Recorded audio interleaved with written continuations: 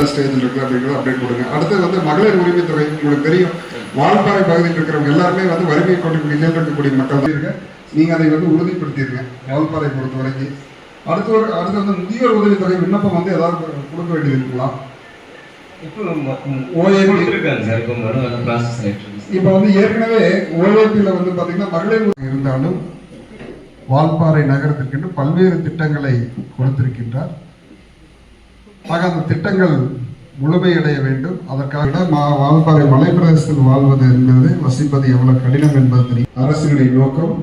ஆக வந்திருக்கக்கூடியவர்கள் மற்ற துறையிலிருந்து தடைமை சான்று வாங்குவது போன்ற சிக்கல்கள் ஏதேனும் இருக்கும் மனுக்கள் பெற்றுக் கொண்டிருக்கிறீர்கள். ஆக கிராம நிர்வாக அலுவலர்கள் அதை முழுமையாக அந்த பொதுமக்களை சந்தித்து காலகட்டங்களில் விடுபட்டிருந்தாலும் அதை சரி செய்து வரக்கூடிய காலகட்டங்களில் வால்பாறை நகரத்தை பொறுத்தவரை முழுவதுமாக அரசுடைய அந்த பணிகள் எல்லாம் விரைவாக அந்த பணிகளெல்லாம் செய்வதற்கு நீங்கள் செய்ய வேண்டும் என்று சில பணிகளை விட தெரிவித்திருக்கின்றார்கள்.